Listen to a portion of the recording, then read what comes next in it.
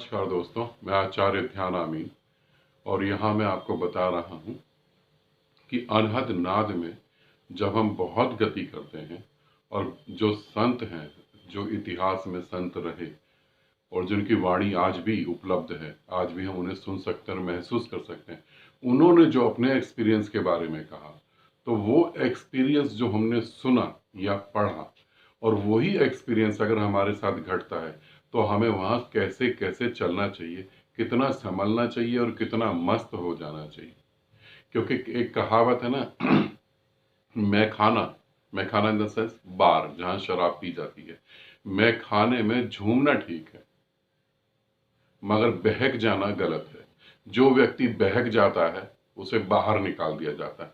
यही परमात्मा के मार्ग पे है। आनंदित हो मगर बहक मत जाना, क्योंकि अगर तुम बहक गए तो तुम्हें उठाकर बाहर फेंक दिया जाएगा।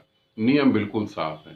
तो एक साधिका के साथ जैसे हम कल आनंदनाथ ध्यान साधना कर रहे थे, तो उनको जो चीज घटी, कल काफी कुछ घटा, तो वहाँ वो जो उनका एक्सपीरियंस है मैं यहाँ शेयर कर रहा हूँ, ताकि आप लोग भी समझे कि इस एक्सपीरियंस के होने के बाद अनहद नाद में या नाद साधना में या मंत्र साधना में आपको क्या करना चाहिए और क्या नहीं करना चाहिए।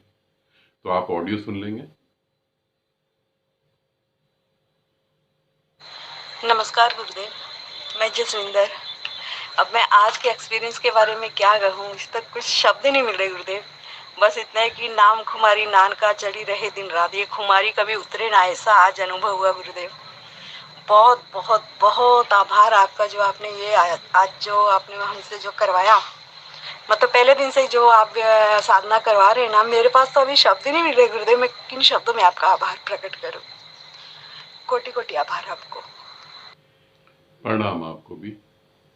जब हम ध्यान करते हैं और ध्यान की गहराई में उतरते हैं तो बहुत सारे हमें ऐसे अनुभव होते हैं जिनके बारे में हमारे गुरुओं ने और संतों ने कहा है, और यहीं पे फर्क पड़ जाता है। अगर हम जीवित गुरु के साथ खड़े हैं तो जीवित गुरु आपको अलर्ट कर देता है कि संभल के चलना, और अगर हम गुरु के साथ नहीं भी हैं तो भी हम इस अनुभव पे पहुंच सकते हैं, मगर वहां हम कैसे बहक जाते हैं इसे समझ लें।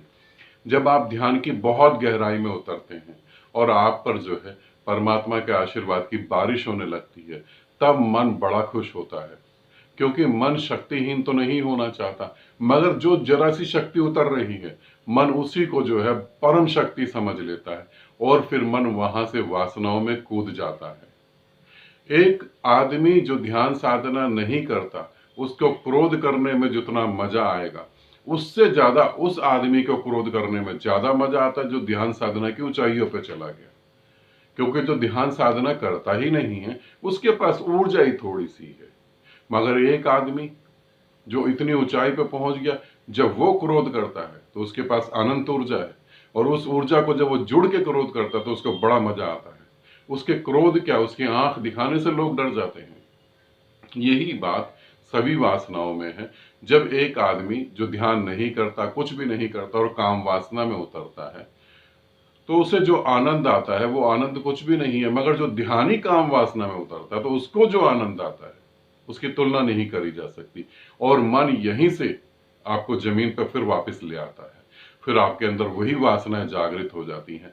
जैसे आपने ध्यान की ऊंचाई छुई, सबसे पहला तो ये काम होता है कि आपको मन ये महसूस कराता कि आप 24 घंटे ऊर्जा में हैं, 24 घंटे आनंद में हैं, आपको किसी की कोई परवाह नहीं, आप बिल्कुल मस्त हैं।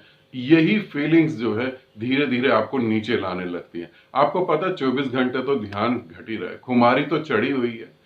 कोई बात नहीं, क्रोध कर दो, कोई बात नहीं, वासना भोग लो, ये कोई बात नहीं। कुछ दिनों बाद आपको पता लगता है वो ध्यान के पल कहाँ चले गए, कुछ समझ नहीं आ रहा। वो जब मन पूरे पूरे दिन शांत रहता था, विचार ही नहीं थे, आनंद बरस रहा था, वो कहाँ चला गया, फिर समझ नहीं आता। इसका मतलब इतनी ऊंचाई से आप नीचे उतर गए। बहकना किसे कह रहा हूं मैं? अब भी ध्यान को साधना, अब भी होश पूर्वक। जब कोई कुछ कह दे, आप शब्द बोल दे, जब कोई गाली बक दे, कोई बुरा बोले तुम्हें, तो तुम ये सोचना कि मुझे इस आदमी का साथ देना है या मुझे अपने परमात्मा के साथ चलना है। इन्हें समझना, ठीक है। हर जगह पर कोई तुम्हें वासना के लिए पुकारे, कोई तुम्हारी वासना को एक्साइटेड करे, तुम्हें उत्तेजित करे। तुम एक अपने से प्रश्न पूछना, क्या मैं वासना भोगने के लिए इसके साथ जाऊं, या परमात्मा को भोगने के लिए अपने गुरु के साथ जाऊं? जब मोह पकड़े तो समझना, क्या मोह के साथ यात्रा करके मैं मृत्यु में जाऊं, या गुरु का हाथ पकड़ के अमृत में जाऊं? अपने से जरूर पूछना, और उसको पूछने के बाद जो उत्तर आए उसी पे अमल करना, उसी को लागू कर देना। फिर चाहे जो भी सही लगे तुम्हें। मैं तुम्हें बांध नहीं रहा हूं, तुम्हें एक दृष्टि दे रहा हूं। इतनी ऊंचाई से मैंने हजारों लोगों को गिरते हुए देखा है। इतनी ऊंचाई पे लोग गुरु बन के बैठ जाते हैं जिनको पता ही नहीं, और वो पागल हो जाते हैं। ध्यान रखना पूरा, तुम जहां पहुंची हो, लोग यहां पहुंचने के लिए तरस रहे हैं। कई जन्मों की मेहनत यहां पर पहुंचाती है। कई बार गुरु का आशीर्वाद, गुरु की आशीष, गुरु का प्रेम तुम पे पड़ता है, तब तुम यहां पहुंचते हो। संभलना, अभी मंजिल फिर भी दूर है, अभी मंजिल करीब नहीं है। संभल संभल के चलना।